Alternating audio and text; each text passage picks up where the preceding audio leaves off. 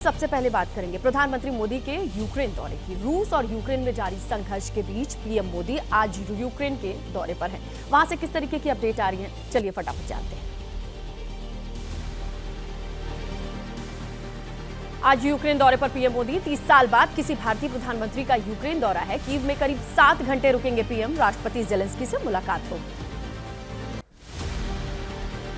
सूत्रों के हवाले से बड़ी खबर है, पीएम मोदी जब तक यूक्रेन में रहेंगे तब तक रूस बड़े हमले नहीं करेगा। यूक्रेन में पीएम नरेंद्र मोदी की सुरक्षा का पुख्ता इंतजाम। कीव में पीएम मोदी की सुरक्षा में भारत की एसपीजी के जवान तैनात हैं। साथ ही सिक्योरिटी सर्विसेज ऑफ यूक्रेन के जवानों की भी तैनाती। कीव पहुंचा एबीपी न्यूज। भारतीय व्यापारियों के साथ बातचीत की। व्यापारी बोले, प्रधानमंत्री के दौरे के बाद अब उन्हें काफी फायदा मिलेगा। अब शक की नजरों से नहीं देखा जाएगा। कीव में भारतीय व्यापारियों से एबीपी न्यूज ने स्थानीय मुद्दों पर बातचीत की। रूस के साथ युद्ध के चलते व्यापार पर बड़ा असर पड़ा। युद्ध की वजह से महंगाई भी बढ़ी। रूस के साथ भारत के अच्छे रिश्ते के चलते यूक्रेन के लोगों को भरोसा। कहा, युद्ध रोकने में अहम भूमिका निभा सकते हैं पीएम मोदी। भारत की मदद से रुक सकता है ये युद्ध। कीव में रूस के हमले का शिकार हुए अस्पताल पर पहुंचा एबीपी न्यूज। रूस ने अस्पताल पर रॉकेट से अटैक किया था। हमले में कई बच्चों की मौत हुई थी। दुनिया भर के कई देशों ने हमले की निंदा की थी। पीएम मोदी के दौरे पर यूक्रेन की पूर्व प्रधानमंत्री यूलिया टामेंचोक का बयान। कहा कि पीएम मोदी हमारे लिए एक महान व्यक्ति हैं। उनके दौरे से यूक्रेन में शांति व्यवस्था कायम करने में मदद मिलेगी। यूक्रेन रवाना होने से पहले पीएम मोदी का शांति संदेश। कहा, शांति बहाल करने के लिए भारत हर संभव सहयोग का आश्वासन देगा। किसी भी संघर्ष का समाधान युद्ध के मैदान में नहीं निकाला जा सकता।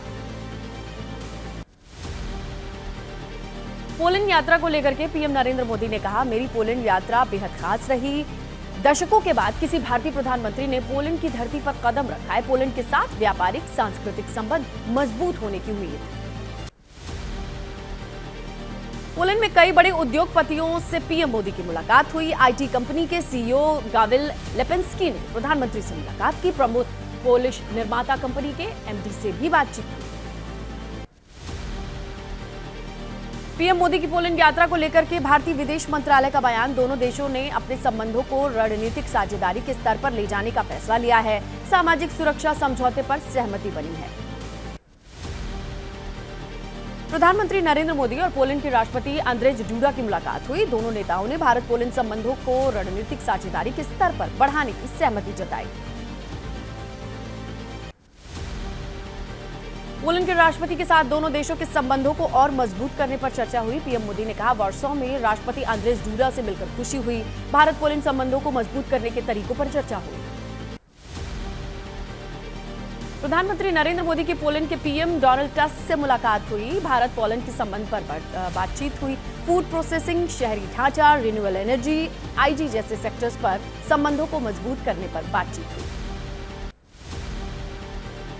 पीएम मोदी डोनाल्ड टस्क, दोनों देशों के सांस्कृतिक संबंधों को और बेहतर बनाने पर जोर दिया गया। जामनगर के महाराजा और कोल्हापुरी के शाही परिवार की उदारता का जिक्र सामने आया। पीएम मोदी ने कहा कि 2022 में यूक्रेन संकट के दौरान पोलैंड की भूमिका को हम भुला नहीं सकते। भारतीय छात्रों को निकालने के लिए पोलैंड की उदारता को भारतीय दूतावास हमेशा याद रखेगा। वार्सा में प्रधानमंत्री नरेंद्र मोदी ने अज्ञात सैनिकों की समाधि पर पुष्प अर्पित किया। अज्ञात सैनिक एक स्मारक है जो पोलैंड के उन सैनिकों की स्मृति में बना है जिन्होंने अपने देश की सेवा में बलिदान दिया। कोलकाता में रेप और हत्याकांड को लेकर डॉक्टर्स का प्रोटेस्ट जारी है। क्या अपडेट है इससे रिलेटेड, 9 सेकंड न्यूज में। Kolkata doctor rape murder case में आज भी जारी रहेगी डॉक्टर्स की हड़ताल। आरजीकर अस्पताल में डॉक्टर प्रोटेस्ट करेंगे। विरोध प्रदर्शन का आज 15वां दिन है। बंगाल सरकार और पुलिस को सुप्रीम कोर्ट की फटकार। सुप्रीम कोर्ट ने कहा, 30 साल में ऐसी लापरवाही नहीं देखी। 5 सितंबर को होगी मामले की अगली सुनवाई। कोलकाता मामले में एफआईआर देरी से दर्ज होने पर सुप्रीम कोर्ट ने बंगाल सरकार को फटकार लगाई। चीफ जस्टिस ने कहा, डायरी की एंट्री दिखाती है कि क्राइम सीन को पोस्टमार्टम के बाद संरक्षित किया गया। सुप्रीम कोर्ट की डॉक्टर्स से काम पर लौटने की अपील। अस्पतालों में डॉक्टर्स की सुरक्षा सुनिश्चित करने को आप भरोसा दिलाए। सीजीआई ने कहा, न्याय और चिकित्सा को रोका नहीं जा सकता। आर्जिकल मेडिकल कॉलेज के पूर्व प्रिंसिपल संदीप घोष के पॉलीग्राफी टेस्ट को मंजूरी मिली है। 4 ट्रेनी डॉक्टर्स का भी पॉलीग्राफ टेस्ट होगा। सीबीआई को लगता है पूछताछ में ये लोग सच नहीं बता रहे हैं। दिल्ली एम्स और आरएमएल के रेजिडेंट डॉक्टर्स की हड़ताल खत्म। सीजीआई ने की थी काम पर लौटने की अपील। रेजिडेंट डॉक्टर्स ने हड़ताल खत्म करने का ऐलान कर दिया। कोलकाता की घटना को लेकर यूके के लिवरपूल में छात्रों का प्रदर्शन। घटना के विरोध में छात्र छात्राओं ने मार्च निकाला। महिला डॉक्टर के लिए इंसाफ की मांग की। 9 सेकंड न्यूज में महाराष्ट्र के बदलापुर कांड से मचे सियासी बवाल से जुड़ी अपडेट्स देखते हैं।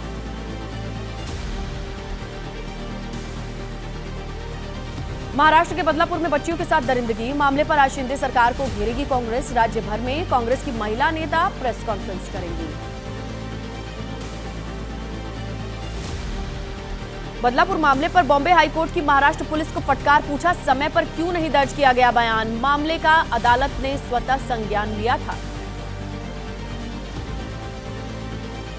महाराष्ट्र के कोल्हापुर में हुई खौफनाक वारदात। नाबालिग बच्ची की रेप के बाद हुई हत्या। खेत से बरामद हुआ बच्ची का शव। बदलापुर के बाद कोल्हापुर में बच्ची से दरिंदगी। सड़क पर उतरे उद्धव ठाकरे गुट के कार्यकर्ता। कोल्हापुर में विरोध प्रदर्शन किया। सीएम शिंदे के बयान पर बोले उद्धव ठाकरे, बदलापुर प्रदर्शन के पीछे राजनीति देखने वाले या तो असामान्य या फिर दोषियों के संरक्षक। कहा, महिला सुरक्षा के मुद्दे पर एमबीए ने बुलाया है बंद।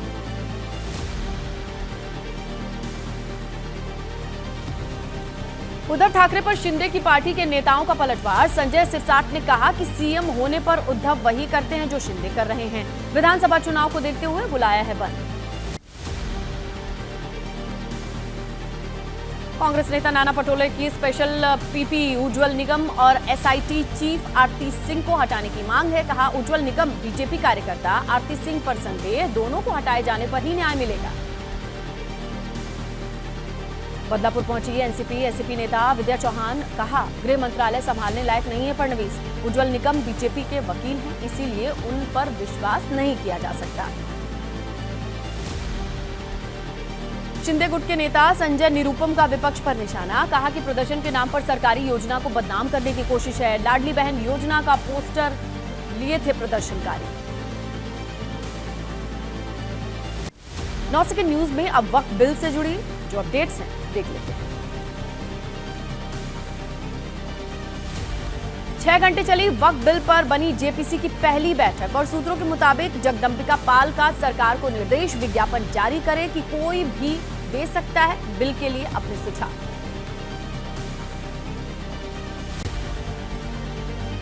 जेपीसी की बैठक में विपक्षी दलों ने बिल को रिजेक्ट करने की मांग की है। सूत्रों के मुताबिक संशोधन बिल को धार्मिक स्वतंत्रता और कई अन्य कानूनों का उल्लंघन बताया। जमीयत उलेमाए हिंद के चेयरमैन मौलाना अरशद मदनी का दावा है कि वक्फ बिल बदलेगा। अगर आज न बदला गया तो दूसरी गवर्नमेंट में बदलेगा। भरोसा है कि इंडिया गठबंधन की सरकार इसे बदल देगी। वक्फ संशोधन बिल का विरोध कर रहे मुस्लिम संगठन एआईएम-पीएलबी के अध्यक्ष ने कहा, सरकार में शामिल पार्टियां हमारे साथ है। सरकार मुसलमानों की सलाह से कानून बनाए तो हम देंगे साथ। एआईएम-पीएलबी के दावे पर कांग्रेस नेता राजेश राठौड़ ने कहा कि अगर चिराग, नीतीश, नायडू केंद्र सरकार के खिलाफ हैं तो बोलते क्यों नहीं, सरकार से समर्थन वापस लेते क्यों नहीं। एलजेपी-आर के प्रवक्ता डॉक्टर विनीत सिंह ने कहा कि वक्फ बिल पर अच्छे से विचार करने, दुरुस्त करने के लिए चिराग ने किया था जेपीसी में भेजे जाने का समर्थन। जेडीयू ने वक्फ के लिए किए गए बिहार सरकार के काम को मॉडल बताया। अरविंद निषाद ने कहा, शिया और सुन्नी के अलग वक्फ बोर्ड बनाकर विकास और समाज के लिए काम करने का जिक्र है। पॉलिटिकल अपडेट्स क्या है, चलिए वो भी जान लेते हैं 9 सेकंड न्यूज में। कर्नाटक के सीएम सिद्धारमैया और डिप्टी सीएम डीके शिवकुमार आज दिल्ली आएंगे। खड़गे राहुल से मुलाकात कर सकते हैं। गवर्नर ने दी है सीएम पर करप्शन का मुकदमा चलाने की मंजूरी। कर्नाटक के मुख्यमंत्री के साथ खड़ी है कांग्रेस। कर्नाटक के उप मुख्यमंत्री डीके शिवकुमार ने कहा कि राज्यपाल हमारे खिलाफ राजनीति कर रहे हैं, बिना किसी जांच के मुकदमा चलाने की इजाजत दे दी है। केंद्र सरकार के खिलाफ जेएमएम ने पूरे झारखंड में मोर्चा खोला। राज्य भर में आज केंद्र सरकार की नीतियों के खिलाफ धरना प्रदर्शन, सभी जगह निकाला जाएगा मार्च। झारखंड में हेमंत सरकार के खिलाफ आज बीजेपी का हल्ला बोल। भारतीय जनता पार्टी का युवा मोर्चा निकालेगा आक्रोश रैली, लगाए वादा खिलाफी, करप्शन सहित कई आरोप। बीजेपी के चुनाव प्रभारी शिवराज सिंह चौहान ने सीएम हेमंत पर आरोप लगाए। कहा रैली में शामिल होने आ रहे बीजेपी कार्यकर्ताओं को जगह जगह रोका जा रहा है, ये जुल्म की पराकाष्ठा है।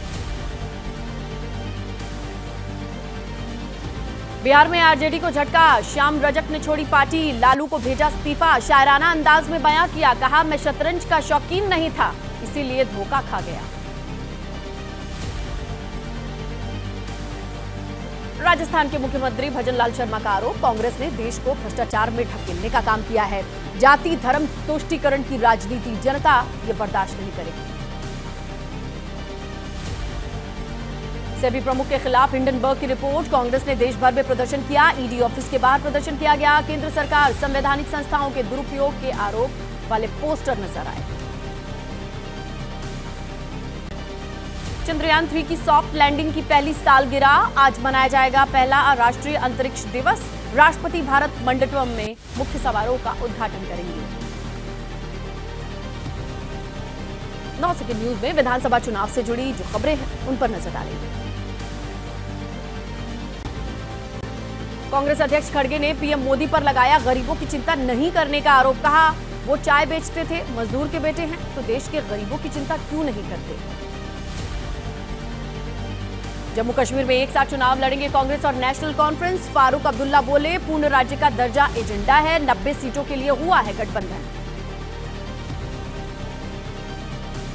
जम्मू कश्मीर विधानसभा चुनाव को लेकर के कांग्रेस की तैयारी, सुबह 11 बजे जम्मू कश्मीर कांग्रेस स्क्रीनिंग कमेटी की बैठक है। 3 बजे कांग्रेस चुनाव समिति तय करेगी 10 सीट के उम्मीदवार। आज नेशनल कॉन्फ्रेंस जम्मू कश्मीर विधानसभा चुनाव के लिए घोषित करेगी उम्मीदवारों के नाम। कांग्रेस के साथ साझा समझौते के तहत एनसी उम्मीदवारों की ये पहली लिस्ट जारी होगी। जम्मू कश्मीर विधानसभा चुनाव को लेकर पीडीपी आज जारी कर सकती है घोषणा पत्र। आज उम्मीदवारों की सूची जारी होने की भी उम्मीद। लेटरल एंट्री को लेकर के राहुल गांधी ने कहा सरकार को आईएएस ऑफिसर्स की लेटरल एंट्री रद्द करनी पड़ी, क्योंकि एक साथ मजबूती से पूरा विपक्ष खड़ा रहा। किसी से अन्याय नहीं होने देंगे। गिरिराज सिंह ने राहुल गांधी पर देश को कमजोर करने का आरोप लगाया। एक्स पर पोस्ट कर लिखा, राहुल फिर से देश को कमजोर और पाकिस्तान का मनोबल बढ़ा रहे हैं। क्या फिर से लागू करना चाहते हैं धारा 370?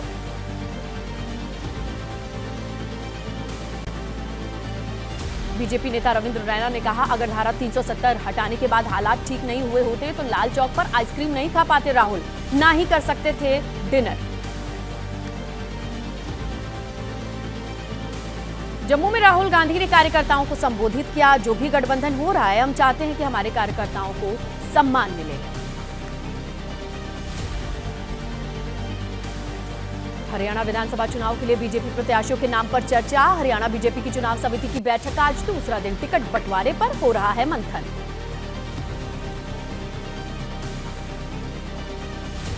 बीजेपी की गुरुग्राम में बड़ी बैठक। हरियाणा बीजेपी अध्यक्ष मोहन लाल बलोड़ी की अध्यक्षता में मीटिंग हुई। 5 जिलों के उम्मीदवारों के नाम पर चर्चा।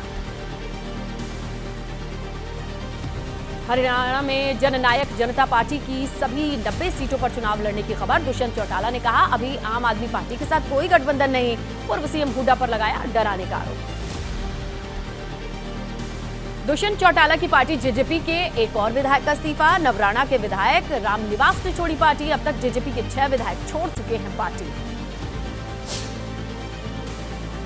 महाराष्ट्र में विधानसभा चुनाव के लिए राज ठाकरे की पार्टी ने 2 और प्रत्याशियों का ऐलान कर दिया। चंद्रपुर और राजपुरा विधानसभा क्षेत्र के लिए उम्मीदवारों के नाम घोषित। चुनाव से पहले प्रशासनिक फेरबदल से भड़का विपक्ष। शिवसेना यूटीबी ने कहा कि बीजेपी ने जिस पर कोविड फर्नीचर घोटाले का आरोप लगाया है, सत्ता में ही आते ही उसे एसीएस होम बना दिया गया।